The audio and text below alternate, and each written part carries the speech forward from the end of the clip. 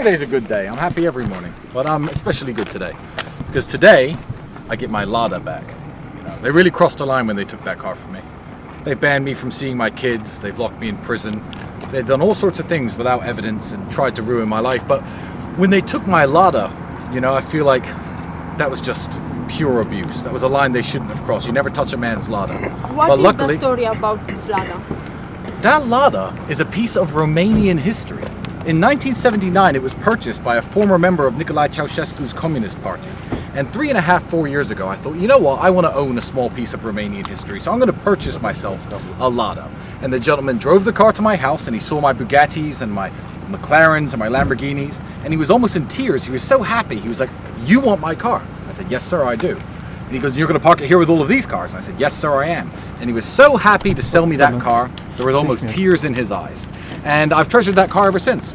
It's a piece of Romanian history. My children are Romanians. I'm going to pass that Lada on to them one day. Everything else I'm getting back isn't important. But the Lada is coming back, and I'm exceptionally happy about it.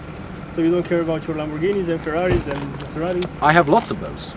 I only have one Lada. The Lada is irreplaceable.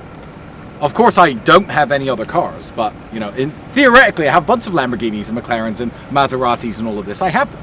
How did you receive the decision yesterday from the court? Well,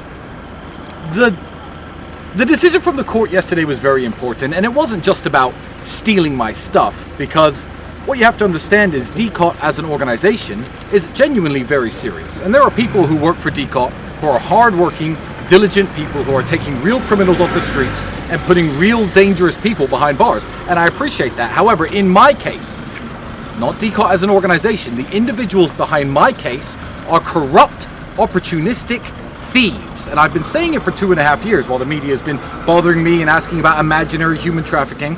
And I feel like the judge's decision yesterday, it's another one in a very long run of good judges' decisions I'm getting. I expect my brother to get another good judge's decision today, because I think now the tide has turned. I think now everyone's eyes are open, from the media to the judges and the judicial system where real justice in Romania is delivered. I think they see that I am being targeted by corrupt, opportunistic thieves who want nothing more than to steal my stuff and put me in jail, and will do anything to put me in jail besides, you know, give me a trial and find me guilty. 4 times they've tried to put me in jail and lock me up.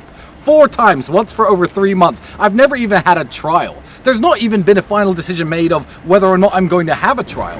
You know who holds the world record since the year 2000? The world record for American citizens detained and arrested without trial is held by myself and my brother. So I hope that the people at DCOT are proud of themselves, the prosecutors in my case, because they've broken a world record.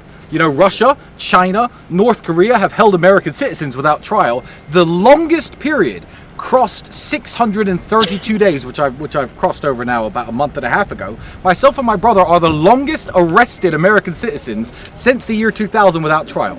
Romania has beaten China and North Korea. Congratulations! Yes! Well done, prosecutors. You've made your country look really great. You're definitely showing that you're perfectly fair and just people, and you just want to catch criminals. I mean, stealing a man's Lada for money laundering.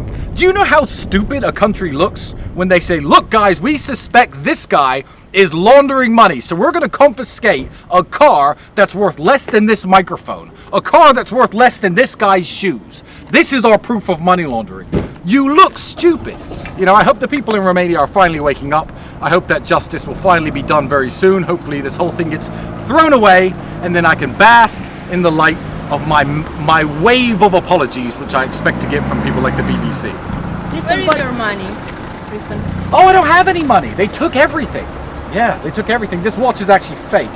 This watch is fake. This suit, it's actually just cheap. It's a cheap green suit from Zara. I sprinkled glitter on it to make it look cool. How does the glitter look? Fits me really well.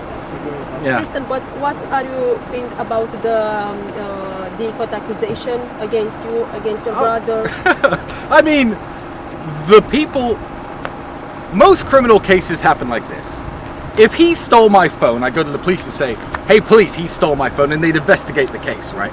Instead, the police are sitting in a room without anyone saying a crime has happened and said, "You know what?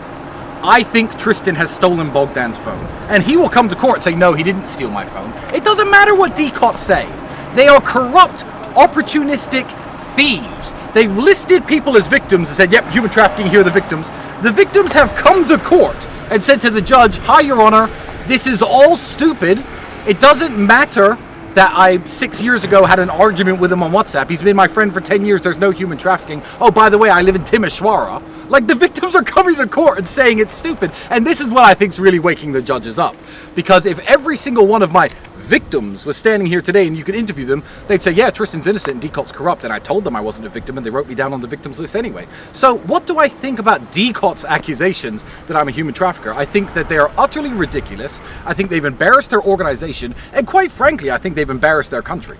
I moved here. I have nothing to be ashamed about. All my fancy cars, all the nice things I own. I don't have to hide the fact that I'm a successful person. I'm an extremely wealthy person, and I've worked hard my entire life. I've never done anything illegal. I've paid my taxes. I'm allowed to buy as many cars as I want. But not according to Decot. No, no, no. If I buy expensive things, I'm a money launderer. Who on earth is going to be influential, important, financially successful, and ever move to Romania again? Ever. After what they've done to me. These people have sent a message to everybody in the world saying, if you move to Romania, we are going to rob you, steal from you, take your stuff, embarrass you, charge you with crimes. If Elon Musk moved to Romania tomorrow, they'd arrest him and steal all his stuff and say he's a money launderer. And he'd say, no, look, I have Tesla. No, look, I have SpaceX. And the prosecutor would ignore it, and then he'd come to court and say what they said about me. Well, he has unexplained income. I have tried to explain to the prosecutor my income 100 times. I said, fly my accountant here. He'll explain why I'm rich. Nope, nope, not interested. So do you think it's an abuse because Absolutely. you have money? Absolutely. It's abuse because I'm famous and because I have money. If I was not Tristan Tate, this would never have happened in a million years. Why on earth would I human traffic anyone? That doesn't even make any sense. And is social media collaboration human trafficking? That's another point that was made very poignantly by my lawyers in court. If I said to him, I'm going to massively increase your social media following, let's work on Instagram, and I promoted him and he 10 times his social media following, have I human trafficked him? Social media collaborations aren't human trafficking, and that's what Decot are trying to say I've done. Anybody I've ever spoken about social media with, they've put on a list of victims. It is embarrassing, and you as Romanians should be ashamed of what they've done to foreigners. I understand 2.5 years ago you're all outside my house pointing microphones in my face saying like, where are the girls, where are the girls? What girls? What girls? All the ones who say I'm innocent, who live in their own houses in different cities and different countries, who've never been in my house ever? Like, it just, from day one, I was looking forward to moments like this. Because the media was very aggressive with me, the internet was very aggressive with me, everyone thought I was kidnapping people and holding them hostage in my house. What Decot have done has not embarrassed me.